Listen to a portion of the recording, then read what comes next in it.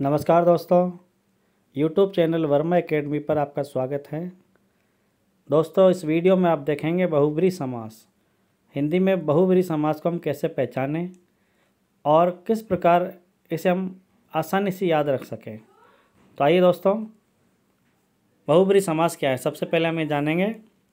तो इसकी परिभाषा है कि जिस सामासिक शब्द के दोनों पद अप्रधान हो और जिसके शब्दार्थ के अतिरिक्त सांकेतिक अर्थ ही प्रधान हो, वह बहुब्रीहि समास कहलाता। देखिए, इसमें दो बातें ध्यान रखनी है कि समास के दोनों पद यानी कि प्रथम पद और द्वितीय पद दोनों ही अप्रधान होंगे, यानी इन पदों का अपना कोई अर्थ न निकल करके कोई सांकेतिक अर्थ देता है। ये देखिए, किसी न किसी प्रकार से सांकेतिक ये अर्थ देगा।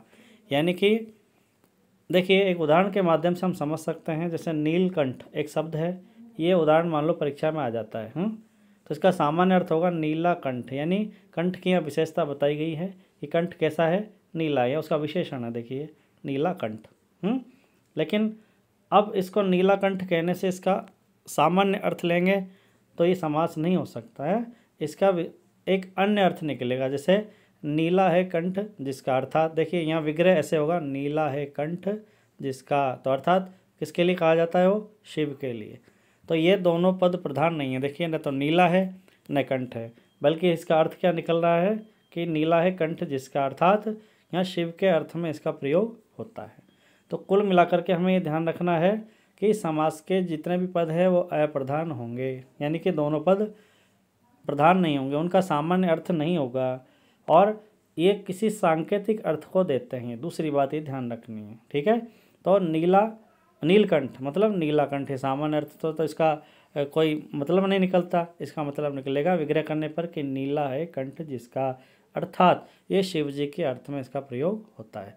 तो आइए दोस्तों, अन्य उदाहरणों से हम इसको पहचानें। कई सारे उदाहरण हैं जिनमें बहुब्रीहि समास होता है। देखिए, जैसे दशानन, तो इसका विग्रह है दस है आनंद जिसके, अर्थात ये रावण के अर्थ में। तो किसके दशानन थे, रावण के। दूसरा है पीतांबर, यानी पीत मतलब पीला। देखिए, पीले हैं अंबर जिसके, अंबर मतलब वस्त्र, अर्थात विष्णु। ये विष्णु के अर्थ में इसका प्रयोग होता है। इसी कड़ी में देखिए तीसरा उदाहरण है श्वेतांबर, श्वेत मतलब सफ़ेद, और अंबर यानी वस्त्र। तो श्वेत है अंबर जिसके, अर्थात यहाँ सरस्वती, तो सरस्वती के अर्थ में इसका प्रयोग होगा। इसी कड़ी में लंबोदर, लंबा है उदर जिसका, मतलब विग्रह में ऐसे ही करना है। तो लंबोदर गणेश को कहा जाता है। लंबा और उदर इसका अर्थ ना होकर के कहेंगे इसको लंबा है उदर जिसका, अर्थात गणेश। उसके बाद चतुर्भुज, चार है भुजाएं जिसकी, अर्थात विष्णु, किसे कहेंगे, विष्णु को कहेंगे। ऐसे ही चतुरानन, यानी चार है आनंद जिसके, आनंद मतलब मुख है, ये ब्रह्मा जी के लिए। ऐसे ही चतुर्मुख, चार है मुख जिसके, यहाँ आनंद लिख दिया तो यहाँ मुख लिख दिया है। देखिए, तो इन शब्दों में भी बहुब्रीहि समास है। जैसे एक और बचा उदाहरण सुलोचना, यहाँ देख सकते हैं आप, सुलोचना है ना, सुंदर है लोचन जिसके, अर्थात सुंदर नयनों वाली।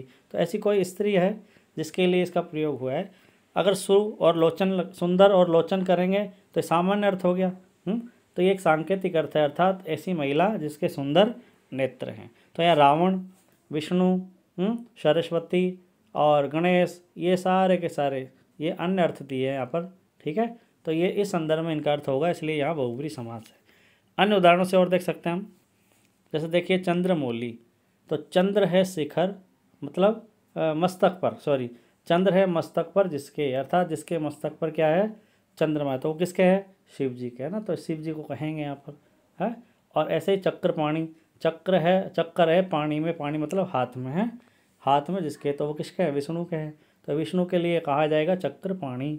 और ऐसे पंचानन, पाँच है आनंद जिसके, पंचानन, यानी सिंह के लिए कहा जाता है, शेर है।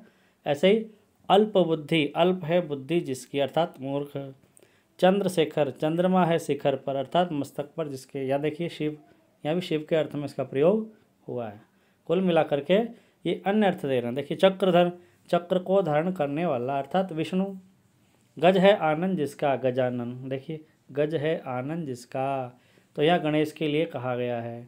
ऐसे अजात शत्रु, यानी कि ऐसा व्यक्ति या इसका विग्रह होगा नहीं पैदा हुआ शत्रु जिसका, अर्थात कोई ऐसा व्यक्ति है जिसका कोई शत्रु न हो, यानी कि उस व्यक्ति को हम अजात शत्रु के नाम से जानते। तो ये सारे समस्त पद जैसे चंद्रमौली, चक्रपाणी, पंचानन, अल्पबुद्धि, चंद्रशेखर, चक्रधर, गजानन, अजात शत्रु, इन सब का विग्रह करने पर इनका जो अर्थ होगा मतलब अन्य अर्थ देंगे। शिव, विष्णु, सिंह, मूर्ख, शिव है, जैसे गणेश, कोई व्यक्ति, मतलब इस अर्थ में ये चले जाते हैं। कुल मिलाकर के इनका सामान्य अर्थ न होकर के एक सांकेतिक अर्थ होता है, इसलिए ऐसे उदाहरणों में बहुब्रीहि समास पाया जाता है।